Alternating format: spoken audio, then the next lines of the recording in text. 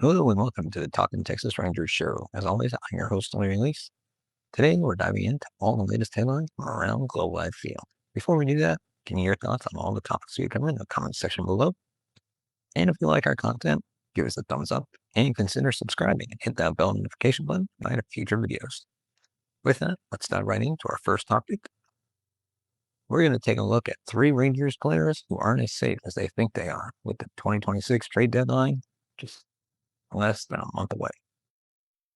It's less than a month away from the MLB trade deadline on August 3rd, and with the Rangers hovering around 500 all season, combined with the parity in the American League this year, the Rangers look like they will be buyers. But that doesn't mean that every player is safe and won't be dealt as part of a trade package. Even as potential suitors to strengthen their roster, sometimes you have to deal talent to acquire them. Here are some of the Rangers whose jobs aren't as safe as they think, whether the club buys or sells at the deadline. Number 1, Kumar Rocker. He has all the stuff to be a star pitcher in this league, but he has had trouble putting it all together as he enters his 3rd big league season. He has average velocity, but has really worked on his splitter over the last several seasons, and the club was hoping it would become a reliable strikeout pitch for the big right-hander. It hasn't materialized as he ranks among the worst starters in strike percentage and whiff rate. Jordan Montgomery is currently ramping up his rehab toward the return from Tommy John, and Cody Bradford is also looking to get back on the mound. Montgomery has proven that he has playoff chops in World Series bona fides from 2023, and when Jack Leiter returns in August or September, there might not be a spot left for Rocker after the deadline. And then we have Josh Smith. The Rangers tried to promote Smith from the ultimate Swiss Army knife into the everyday second baseman, and he immediately fumbled the opportunity due to ineffectiveness and an unfortunate illness. He is now back to being the guy who can play anywhere on the field and hit up and down the lineup. Smith is still just 20 years old, but there is good reason to think that we're seeing the best version of him that we're ever going to get. Any team that is looking for a versatile veteran who has shown he can hit to all fields and pop a homer every now and then should be eyeing Smith, as Ezequiel Duran has essentially usurped Smitty in 2026. And then Corey Seager. Much has already been written about how the return on investment on Seager has not been what the organization and base have wanted in the last 2.5 years. He is injury prone and is on the books for $155 million more on his 10-year deal. If the Rangers don't deal Seager at the deadline, then he will become a 10-5 player and will gain the ability to veto a trade to all 30 teams, as opposed to the 8 clubs he can block a deal to currently. Right now, he has only 8 teams on his no-trade clause. If you're unsatisfied with what Seager is bringing or not bringing to the table, then you should move on from Seager and get what you can for his all-star bat while also dumping some of his salary. Let me know your thoughts on these 3 players. What do you think we should do with them? Should we keep them? Or should we go all out and just dump them? And with that, we're going to dive into our next topic. The Ezequiel Duran regression may be coming sooner rather than later. Ezequiel Duran has undoubtedly been a key reason the Rangers are still on playoff contention. The utility man has been worth 2.0 F4 heading into Tuesday with a solid 273, 323, 418 slash line and 7 home runs over 81 games. His defensive versatility has helped manage Skip Shoemaker immediately with the lineup construction, as Duran has recorded innings at every position except pitcher and catcher this year.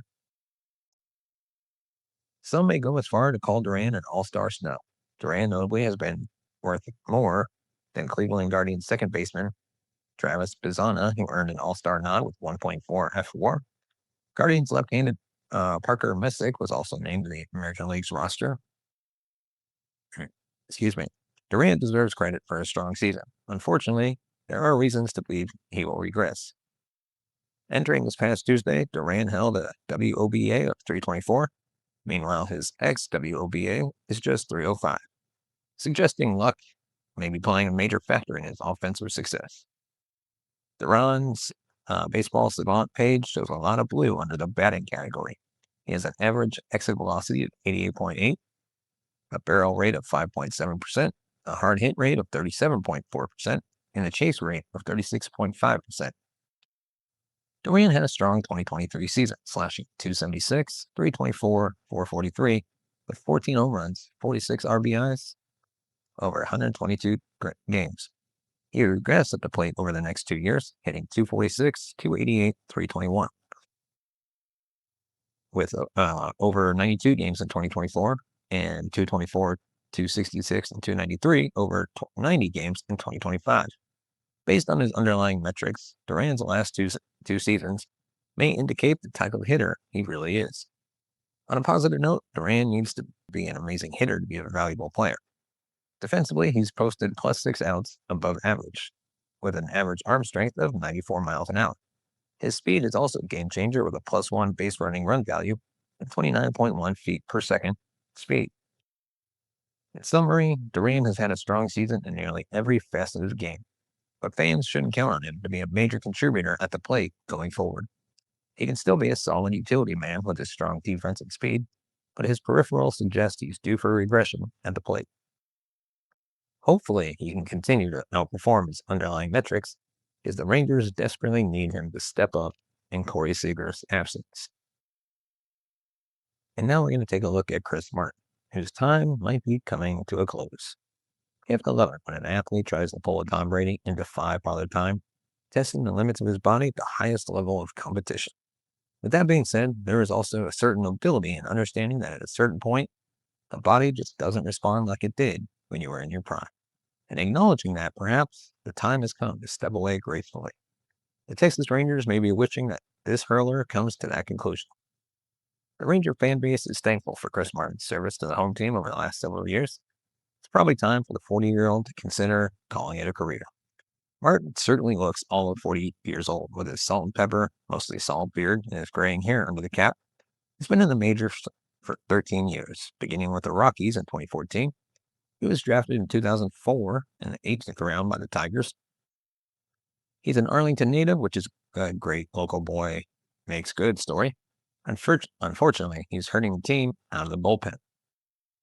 Martin certainly looks all of 40 years. The combination of injuries and age has taken its toll. Unfortunately, and a leash on a 40-year-old player isn't quite as long as that of a player in his 20s or 30s. And yet, it's not as if there's an army of minor gates screaming for their opportunity, given their numbers. But a guy like Emiliano Tejeda, who is pitching pretty well in middle relief at AAA, isn't going to do any worse. Plus, he could really benefit from the experience at the major league level. You're paying Martin $4 million to do what a rookie could do for the call-up minimum. So it makes fiscal sense as well. That should appeal to the frugal Ranger ownership. There's just no reason for a 40-year-old to be taking innings from a younger and cheaper player who has the potential to grow into a more high-leverage position with more experience. On top of that, Texas bullpen is drastically uneven, and Chris Young needs to address it with real solutions, and not veterans in their twilight or overwhelmed minor leaguers. The Rangers truly want to contend for a playoff spot. So while we praise Martin for his competitive spirit and big heart, it's time that someone steps in and tells him he's had a nice career, but it's time to spend more time with the family or whatever Chris's future holds.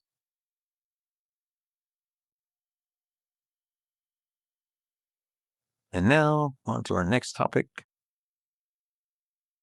So, there is a reason why the Rangers must trade Corey Seager at the deadline, especially if he's healthy. With the latest injury to Corey Seager, which will likely keep him sidelined till after the All-Star break, it's becoming more and more evident that the club needs to explore what life will look like after the 2-time World Series MVP is no longer here.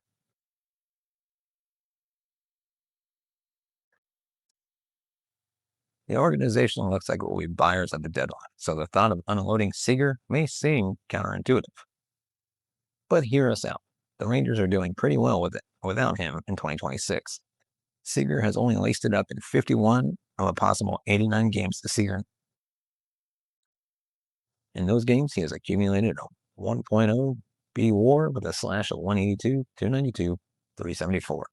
In fact, you could argue that the Rangers are hovering around first place in the AL West, despite the efforts of Seager. With that in mind, it feels like a perfect time to trade Seager and restock the minor leagues or acquire crucial pieces at the deadline. But it has to be this year because next year he will become a 10-5 eligible player, which will make dealing him much more difficult. Right now, Seager has a partial no trade clause that allows him to block a deal to 8 teams. Like we mentioned before, if he completes his season with the Rangers, he will become a 10-5 eligible player. This means he has played at least 10 seasons in the majors and the last 5 consecutive seasons with the same team. If Seager reaches this marker, he will have a full no trade clause and will have to approve any trade the Rangers put together. That would seriously hamstring Chris Young and management in their efforts to unload the oft-injured shortstop who can't seem to stay on the active list for more than a few weeks at a time with all his various ailments. His lack of availability is making life very difficult for the organization and its fan base, as he is in the middle of a 10-year, $325 million deal that pays him a cool $31.5 million a year through 2031. If you're young, this becomes a critical aspect of a potential Seager trade. They can work freely on a deal with 21 other clubs up until the deadline date of August 3rd. The trifecta of Seager's durability issue, massive contract, and poor performance means that moving to 5-time All-Star won't be easy. With that said, there isn't expected to be much available on the trade market for shortstop needy teams, and there are clubs with both the need and the financial wherewithal to gamble on Seager bouncing back to his stellar career norms. Time is of the essence if the team does decide that they want to move on from the 2023 World Series hero. 2023 is also the last time they got a satisfactory return on their investment from Seager. He has not played in more than 123 games since and played in just 102 last year. This latest trip to the IL will be his third already this season. If a deal is in the works, it needs to be completed in the next month, because after that, they will have to run any trade by Seager and his agent, the notoriously difficult Scott Boras. And with that, let me know your thoughts on all the topics we've covered. And of course, if you want to support the channel, you can buy us a coffee at buymeacoffee.com/TT Rangers. Thank you so much for watching, and we will see you in our next episode.